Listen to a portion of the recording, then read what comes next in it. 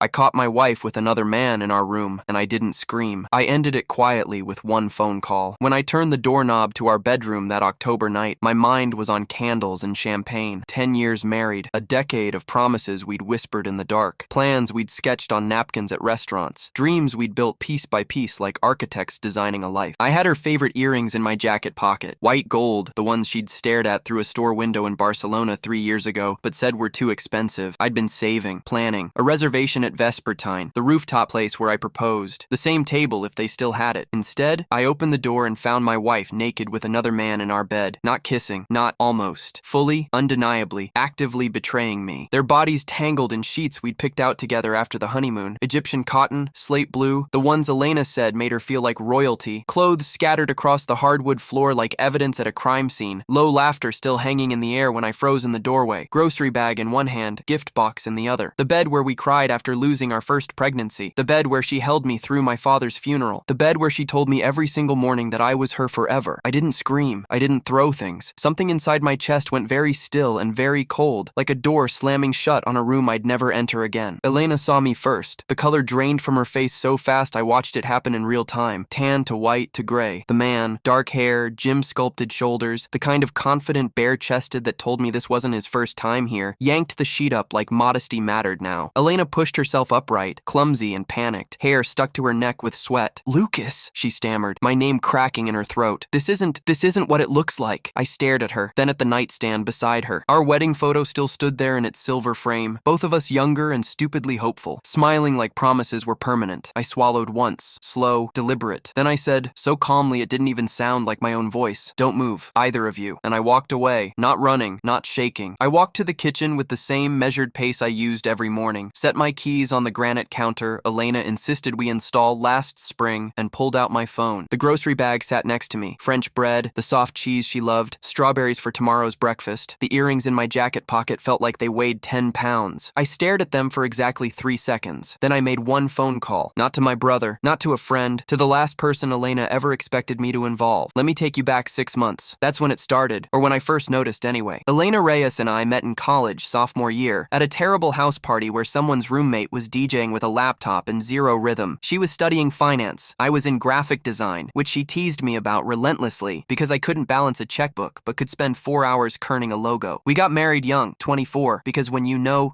or so everyone told us. And for 9.5 years, I believed them. Elena worked her way up fast, sharp, ambitious, the kind of woman who walked into a boardroom and people just listened. 3 years ago, she co-founded Avalon Strategic Group with Javier Ortega and 3 other partners, a consulting firm that handled corporate restructuring for mid-sized companies. She traveled for work, a lot. Denver one week, Austin the next, sometimes Miami or Chicago. I trusted her completely, designed her pitch decks, edited her presentations, stayed up late when she needed to rehearse for clients. I was proud of her. But 6 months ago, things started feeling off. Small things at first. She'd come home from a business trip, and her suitcase would smell like cologne I didn't recognize. Not hers, not mine. She started password protecting her phone when she never had before. Angled the screen away from me when notifications came in. "Client confidentiality," she said once when I asked. I believed her. I told myself I was being paranoid, insecure, the kind of husband who doesn't trust his wife because she's successful and he's not. But the feeling didn't go away. One night in April, she told me she had a conference in Portland. 3 days, she said. I kissed her goodbye at the airport, watched her roll her carry-on through the sliding doors. 2 days later, I was at the grocery store and saw her car parked outside a hotel downtown. Not the airport, not Portland, downtown. 6 blocks from our house. My stomach dropped so fast I thought I might be sick right there in the parking lot. I sat in my car for 20 minutes trying to rationalize it. Maybe the conference got moved last minute. Maybe she forgot to tell me. Maybe I was seeing things that weren't there because I was afraid of losing her, but I couldn't unsee her car. So I waited. At 9:47 p.m., Elena walked out of that hotel with a man in a suit, not touching, not holding hands, but laughing, the kind of easy, intimate laughter you don't share with a colleague. They stood by the valet stand for another 10 minutes, talking, and when he leaned in to kiss her cheek, she didn't pull away. She smiled. I drove home and didn't say a word when she called me from Portland that night, didn't ask questions, didn't accuse. I just listened to her lie to me about the weather and the conference keynote and how much she missed me. And something inside me decided, if she could lie that smoothly, I needed to know what else she was lying about. I started small, checking credit card statements. We had joint accounts, always had, but Elena also had a business card for work expenses. I'd never looked at it before. Now I did. Charges for hotels in cities she'd never mentioned. Restaurants for 2 when she claimed she was eating alone. A jewelry purchase for $1,800 $200 at a boutique in Santa Fe, something I'd never seen her wear. I made a spreadsheet, dates, locations, amounts, cross-referenced them with her work calendar, which she kept synced to our shared Google account. Half the trips didn't match. She'd tell me she was in Denver for a client meeting, but her card showed charges in Scottsdale. She'd say she was working late at the office, but her location history, still shared with me from a family tracking app we set up years ago after she got lost hiking, showed her at a condo complex 20 miles away. I felt insane, like I was the villain in my own life, spying on my wife, building a case against the woman I loved. But every time I thought about stopping, I'd find another lie, another discrepancy, another charge that made no sense. One night in June, I was in bed pretending to sleep when Elena got a text at 1:30 a.m. Her phone lit up on the nightstand. I couldn't see the message, but the contact name was just a heart emoji. No name, no number, just... She grabbed the phone fast, turned away from me, typed something back. Her fingers moved quickly, muscle memory, like she'd done this 1,000 times. When she finally put the phone down and went back to sleep, I lay there staring at the ceiling until sunrise. The breaking point came in July. Elena told me she had an overnight trip to San Antonio. Client emergency, unavoidable. I nodded, kissed her goodbye, watched her leave. Then I did something I swore I'd never do. I followed her. Not physically, I'm not that kind of person, but I checked her location on the tracking app. At 3:15 p.m., she was at the Ritz-Carlton downtown, not in San Antonio, not at a client's office, at a luxury hotel 6 miles from our house. I sat in my home office, hands shaking, staring at the little blue dot on my phone screen that represented my wife, and I made a decision. If she was going to destroy our marriage, I was going to know exactly how and why. I hired a private investigator. His name was Marcus Chen. No, wait. His name was Aaron Bellamy. 30 years in the business, he told me over coffee at a diner where no one we knew would see us. Former cop, now freelance, specialized in infidelity cases. I need proof, I said. Real proof, not just suspicions. Aaron looked at me with the kind of tired empathy that told me he'd had this conversation 100 times. You sure you want it? He asked. Because once you see it, you can't unsee it. I paid him $20,500 up front. 2 weeks later, Aaron sent me a folder, digital, password protected. I opened it alone in my car, parked in a grocery store lot at 11 p.m. because I couldn't bring myself to look at it at home. The first photo was Elena leaving a hotel with a man I didn't recognize, same guy from the valet stand. The second photo was them kissing in a parking garage, not a peck, a real kiss, the kind where her hand was on his chest and his hand was in her hair. There were 17 more photos, different locations, different dates, always the same man. But Aaron didn't stop there. He pulled financial records, public ones, business filings, credit reports, and that's when I saw it. Elena wasn't just having an affair. She was funding it with company money. Avalon Strategic Group had a corporate account for travel and client entertainment. Aaron cross-referenced the charges on that account with her personal spending. Hotel rooms booked under client meetings on nights when no clients were in town. Dinners at 5-star restaurants billed as business development with no corresponding contracts or deals. A weekend trip to Napa Valley marked as a corporate retreat, but only 2 people went, and neither of them were clients. I sat in that parking lot for 2 hours going through every document, every receipt, every transfer. Elena had been siphoning money from the business for at least 8 months. Small amounts at first, $300 here, $500 there, then larger, $2,000 for a hotel suite, $4,500 for a vacation rental, over $40,000 total. Money that belonged to the company, money that belonged to her partners, money she was using to pay for her double life. My hands wouldn't stop shaking. Not because I was angry, because I finally understood. This wasn't just betrayal. This was theft, fraud, a crime. I didn't confront her, not yet. Instead, I did what I do best. I built a case. I organized every document Aaron gave me, created a timeline with dates, locations, and amounts, cross-referenced credit card statements with hotel bookings and calendar entries, printed everything, put it in a binder with tabs and labels like I was preparing a presentation, because I was. Then I reached out to Javier Ortega, Elena's business partner, the man who'd been at our wedding, who sent us flowers when we lost the baby, who treated Elena like family. I sent him a single email with no explanation. Javier, I need to meet with you privately. It's about Elena. It's urgent. He called me within 20 minutes. Lucas, what's going on? Is she okay? She's fine, I said, but the company isn't. I need 1 hour of your time. Just you. No one else. When? Tomorrow. 7 a.m. Your office. There was a pause. Then, I'll be there. Javier Ortega sat across from me in the conference room of Avalon Strategic Group with his coffee untouched and his face unreadable. I slid the binder across the table. Everything's in there, I said. Photos, financial records, timeline, cross-references. He opened it slowly. I watched his expression change as he turned the pages. Surprise, confusion, disbelief, then something harder. Jesus Christ, he whispered. He pulled out his phone and started taking pictures of the documents. This is... Lucas, do you understand what you're showing me? I do. This isn't just infidelity. This is embezzlement, wire fraud. She could go to prison for this. I know. Javier looked at me. Why are you showing this to me and not the police? I leaned forward. Because you're her partner. You trusted her. She stole from you too. His jaw tightened. And because, I continued, I want her to see it coming from someone she respects. I want her to understand that this isn't just about me. This is about everyone she lied to. Javier closed the binder. What do you need from me? I need you to freeze the accounts, I said. I need you to call an emergency board meeting. I need you to bring a lawyer, and I need you to be there tonight. Tonight? It's our 10th anniversary, I said quietly. She thinks we're going to dinner. Instead, I'm going to show her exactly what happens when you underestimate the person who loved you most. Javier stared at me for a long time. Then he nodded. I'll make the calls. I went home that afternoon and acted normal. Made lunch, answered emails, pretended everything was fine. Elena came home at 5:30 p.m., like always. Kissed me on the cheek, like always. Asked me how my day was, like always. Good, I said. Yours? Exhausting, but I'm glad to be home. She smiled. That same smile I fell in love with 12 years ago. The same smile she'd been using to lie to me for months. I'm going to take a shower, she said. Then we can head to dinner? I nodded. Sounds perfect. When she disappeared upstairs, I texted Javier. She's here. Give me 2 hours. He replied immediately. I'll bring the lawyer. We'll wait for your signal. At 7:15 p.m., I told Elena I needed to grab something from the car. She was in the bathroom doing her makeup, humming softly, oblivious. I went to the bedroom. Her phone was charging on the nightstand. I'd been waiting for this moment. I picked it up. She still hadn't changed her passcode, the same 4 digits for years, and opened her messages. The contact saved as his real name was Mateo Rivera. Their messages went back 11 months. I didn't read them all. I didn't need to. I scrolled to the most recent. Tonight? Can't. Anniversary dinner with Lucas. You're still doing that? Have to keep up appearances. Tomorrow? My place. 8 p.m. Perfect. Love you. I took a screenshot. Sent it to my email. Put her phone back exactly where I found it. When Elena came out of the bathroom 20 minutes later, she was wearing the dress I bought her last Christmas. Dark green, her favorite. Ready? She asked. I looked at her. Almost. I walked to the front door, opened it, and stood aside. We're having company first. Her smile faltered. What? Javier Ortega walked in, followed by a woman in a charcoal suit carrying a leather briefcase. Elena's whole body went rigid. Javier? Her voice cracked. What are you doing here? Javier didn't smile. We need to talk, Elena. The woman stepped forward, calm and professional. Mrs. Reyes, my name is Victoria Harmon. I'm a corporate attorney representing Avalon Strategic Group. We're here regarding financial discrepancies within the company. Elena's face went white. Financial discrepancies? I walked past her into the living room and sat down. Sit, I said. This is going to take a while. Javier opened his laptop on the coffee table. Victoria pulled documents from her briefcase. Elena stood frozen in the hallway, her hands shaking. Lucas, she whispered. What is this? This, I said, is accountability. Javier turned his laptop screen toward her. We found $43,000 in unauthorized charges on the corporate account, he said. Hotels, restaurants, flights, rentals, all billed as business expenses. None of them match any client activity. Elena's mouth opened and closed. No sound came out. Victoria slid a printed spreadsheet across the table. We cross-referenced your credit card statements with company records. Every charge here, she tapped the page, was falsified. Falsified invoices, falsified client names, falsified meeting notes. That's not true, Elena stammered. Those were legitimate expenses. Javier's expression hardened. Really? Because I called the Ritz-Carlton in Denver. No client meeting on March 14th, but there was a reservation under your name, and a second guest. Elena's knees buckled slightly. She grabbed the back of the couch to steady herself. Who told you this? She said, her voice rising. Who's been feeding you lies? I stood up, slowly, walked over to her, looked her in the eyes. I did. Her face crumpled. Lucas, I've known for months, I said. The trips that didn't add up, the charges you couldn't explain, the text messages at 1 a.m. I hired an investigator. I documented everything. And when I realized you weren't just cheating on me, you were stealing from your own company to pay for it, I called Javier. Elena started crying. Not sad tears, panic tears. Please, she whispered. We can fix this. Javier stood. No, we can't. He turned to Victoria. Do it. Victoria's voice stayed clinical. Effective immediately. All company accounts are frozen. Your access to corporate funds has been revoked. A forensic audit will begin Monday morning. The board will vote on your removal as a partner. Civil charges will be filed. If the audit reveals criminal intent, we'll refer the case to the district attorney. Elena dropped to her knees, not because she was sorry, because her entire life was collapsing in real time. I turned toward the stairs. Lucas, she screamed. Don't do this, please. I stopped, turned around. You did this, I said. Not me. And I walked upstairs to pack a bag. I didn't go to the anniversary dinner. I stayed at my brother's house that night, then a hotel for the next week. Elena called 47 times. I didn't answer. She sent emails, voicemails, texts begging for a second chance. I deleted them without reading. The company's emergency board meeting happened 4 days later. I wasn't there, but Javier called me afterward. It's done, he said. Unanimous vote. She's out. What did she say? Nothing that mattered. She tried to apologize, tried to claim she was going through something. But when I showed the board the photos of her and Mateo, and the texts, and the financial records, he paused. No one defended her. The forensic audit took 3 weeks. They found more than $60,000 in fraudulent charges once they dug deeper. Fake vendor invoices, reimbursement reimbursements for trips that never happened, a consulting fee paid to a shell company that didn't exist, just a name Elena made up to move money around. The auditors were stunned, not because it was sophisticated, but because it was so brazen. In September, Elena's lawyer reached out to mine. She wanted to settle, avoid criminal charges, pay back the money, sign a non-disclosure agreement. My lawyer, a bulldog named Patricia Ruiz, 23 years of family law, zero patience for nonsense, told them to go to hell. Your client committed fraud, Patricia said during a conference call I listened to on speaker. She stole from her business partners. She destroyed her marriage. Now she wants a quiet exit? No, you're going to court, Elena's lawyer tried to argue. Patricia hung up on him. The civil suit moved forward. Avalon Strategic Group versus Elena Reyes. I wasn't a plaintiff. I wasn't part of the company, but I was a witness. I sat in a deposition room for 6 hours answering questions about our marriage, her travel schedule, the credit card charges I'd noticed. Elena's lawyer tried to paint me as bitter, vindictive, a jealous husband fabricating evidence. Patricia shut him down in under 30 seconds. My client didn't fabricate receipts, she said. Your client signed them. The worst part, for Elena, came when the press got involved. A local business reporter caught wind of the lawsuit, wrote a piece about a corporate consulting firm imploding over internal fraud. Didn't name Elena at first, but once the court documents became public, her name was everywhere. LinkedIn, industry newsletters, a profile in a business journal that called her a cautionary tale about unchecked ambition. Her reputation, everything she'd built, evaporated. Mateo Rivera, the man she'd been seeing, disappeared the moment the scandal broke. Blocked her number, deleted his social media, moved to a different city from what I heard. Elena tried calling him 63 times in one day, according to phone records that came out during discovery. He never answered. I filed for divorce in October, 1 year after I found her with him in our bed. The paperwork was clean. No children, no shared property we couldn't split, no alimony. She waived it as part of the settlement to avoid further public exposure. I kept the house. She kept her car and whatever was left of her savings after paying back the company. On the day the divorce was finalized, Elena sent me a letter, not through her lawyer, just a handwritten note delivered to my mailbox. I opened it standing in my driveway on a cold November afternoon. It wasn't an apology. It was a list